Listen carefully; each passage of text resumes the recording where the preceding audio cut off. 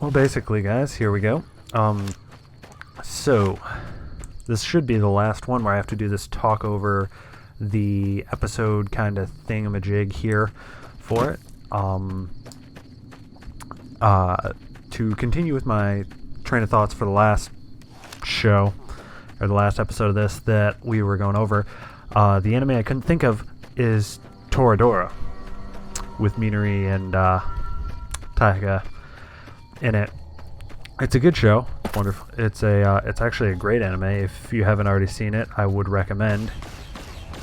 It's got a tiny girl with anger management problems and her sad yet very sweet story as she falls in love. Then another, while I was figuring that one out, I came up with another anime that I have watched recently that's pretty good, which was Megalobox. It was on anime last season, I think. It was only like 12 episodes or so. 12, maybe 10 or 12. Anyway, 10 or 12 episodes. It was basically guys wearing half mech suits, boxing. It was a good show. And then follow the character Joe. And he had kind of an interesting gimmick in the show. And it was his story of his rise to success, with him versus rival out of this, and it was a good show. Just trust me, without spoiling any part of it. Just trust me, it was a good show. Would recommend if you are into any kind of athletic anime or the hero's tale, more or less. Then it would be a good show for that. Then again, the more I think about it, the more I go like, there are animes that I haven't watched that I should have watched. There's a ton of them. There's a ton. Oh, another good one, Konosuba. That's a funny one. It's kind of a spoof. It's an, oh god, I can't think of the term now. Isegeki or whatever. It's one of those like guy gets transported to a new world, ends up in crazy hijinks because the new world is somehow stranger and more fantasy or something than normal. Think kind of like Overlord, but minus the he becomes a skeleton part. So it just becomes a kid getting transferred there. And oh man, it's funny. It's super funny. I know it's super old, but you gotta remember, I came in kind of late to this anime game, so I've just been watching I've been watching a lot of old stuff and some newer stuff. Basically, I just kind of try and keep it always rolling, which is good. Holy cow, man, it is warm in here. Oh, well, I'll have to turn the fan on after this, whatever.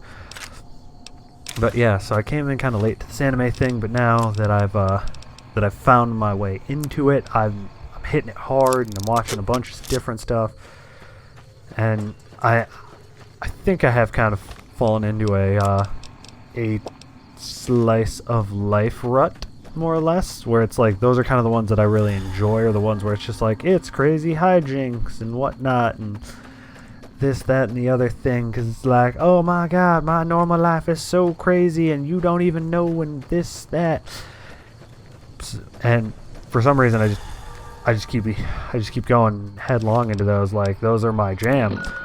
But there are so many other good animes. Like, I should probably go back and watch a few different seasons of what is it called? Gundam. Ooh, I should check in on when the new season comes out, or if it's already come out, of Code Geass. And watch that. I can't remember if it's already out or if it's coming out. Darn it, because the first two seasons of that were great. That's another, it's kind of like a Gundam-y type one, where it's like civil war between District 13, which is Japan, and then Britannia, which is like Britain conquered the world, kind of, sort of. Britannia. Which, that's really cool. I like that one a lot. It's got some meta superpower-ish type deals in it, and a lot of mech stuff, really well animated mech stuff. And then it's got your standard, you got your waifus and your various political intrigues and whatnot. I also played Persona 5 start to finish, which it's such a good game. Would recommend playing the game if you haven't I would recommend it. Well, let me preface that. If you have a lot of time and you are looking for a game to sink into that's just going to be comfy, like just comfy casual, Persona 5. It is comfy casual. You can sink in for 8 hours and just be like, if it is cold outside during the winter and it's like, I don't want to go anywhere for a day, but I want to do something, like Persona 5, the day will be gone. You will be like, you will look over at the clock after like a little while and you'll be like, oh man, I've been sitting here for 10 hours. Jeez, where did the time go? Persona 5. It is a time sink. It is 100 and it took me first playthrough 120 hours, roughly, more or less, and I didn't even get half the crap done in it that I wanted to. I'm gonna have to play through it again.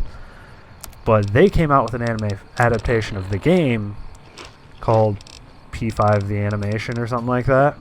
I think it was. It was developed in tandem with the game, kind of, sort of, but the game wasn't finished by the time the animation,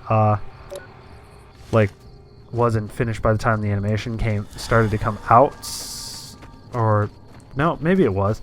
Anyway, they had to have it done basically before the game was finished, so the anime actually follows the story pretty close for the first, I don't even know because I've only watched a chunk of it so far, but I would say probably, from what I've seen, it looks like about the first 60% of the game it follows pretty close, and then they just kind of fork off in opposite directions to different endings basically in different scenarios towards the end of it, which is interesting and cool. Plus it means that if you play the game like I have, then the anime still has some twists and turns at the end of it that are a little different. You're not like, oh, I know exactly where this is going and you can't fool me because I played the game. And it's like, no, the anime does different stuff. It flat out does different things at certain points. But it is kind of cool if you don't have 120 hours to sink into playing the game. You can go watch the anime for it and get roughly the same feel. Granted, you won't get the same feel because you don't get to play the waifu wars, where you pick a character and you chase them throughout the game, and then you develop your bond with them. And you go out with them on the town and whatnot, and then finally you get to spend those touching close moments together with them.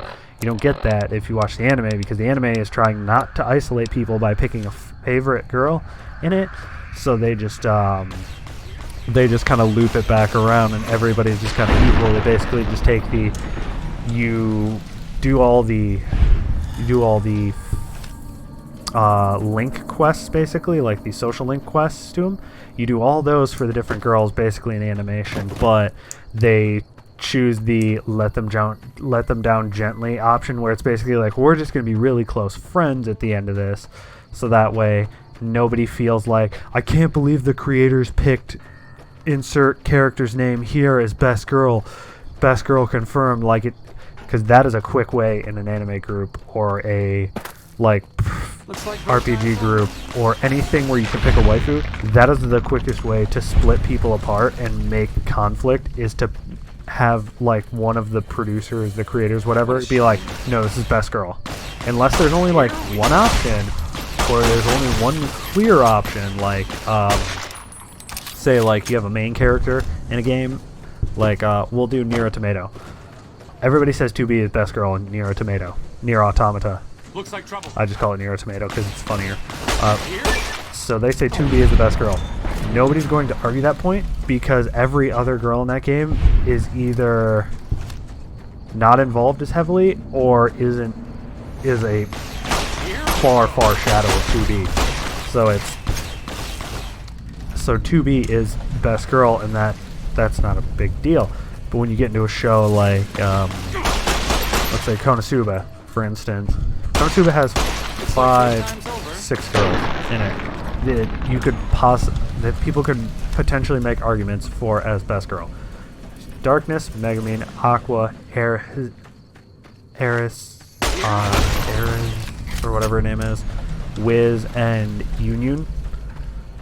And all of them have viable cases, and please to be best girl in that show. But if you went and picked any of them as best girl, oh man, the backlash, because they all have their fans. And everybody has best girl that's watched that show.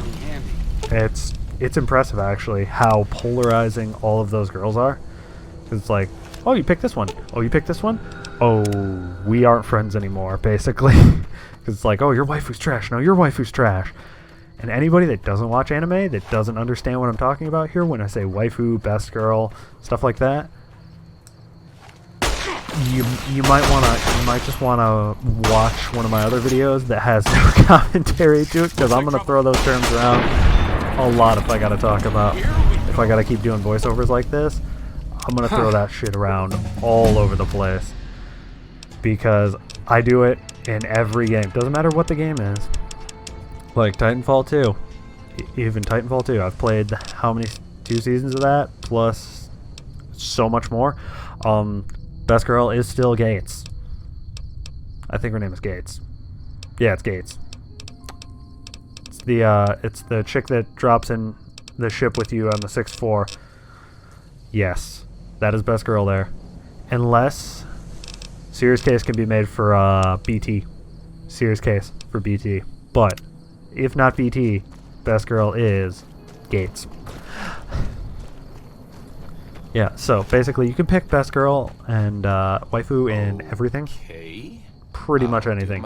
If there is a lady character in it, you can guarantee that somebody will pick best girl. Even if there's not a lady character. Sometimes there's not a lady character, or characters will be best girl / waifu material, even if they're not. Like, I got a buddy that's always joking about how, like, people make a case for Kaikisuke, the secondary main character with blonde hair in the Guilty Gear series, that Kai has a lot of best girl fans, which is funny because Kai is a man. But yeah. Oh, that's a whole can of worms too if we go into the Guilty Gear talk, because they're like 3/4 of that roster is female. So the best girl waifu wars there, very savage, very. Because the Valentines and I know, and then there's Melia Rage and Dizzy. Dizzy's not even fair. And then if you want to go real old school, there's Justice and there's Biken and Jam and May, and oh man, there's just so many of them in there. And then you have Kai, because you know Kai needs to be in the waifu wars, I guess. Or if you're like me, Robo Kai, because that's the funniest shit ever. But that's totally beside me. We've strayed so far down the rabbit hole now. So the animes from before, the one I couldn't think of was Toradora. Megalobox is good. Konosuba, Code Geass. I need to go back and watch some of the old Gundams. But if you know any of the things I've talked about here, and you've picked a best girl or a waifu from them, I want to hear about it. I want to tell you your waifu is trash. Put it in the comments below. I will reply to every comment about waifu / best girl from anything here that I know of. Like, if I don't, I will reply, I don't know. If I do, I will tell you why your girl is trash and why my girl is better. Yeah, that's right. I'm gonna start fights with you guys in the comments about who's best girl and who's worst girl.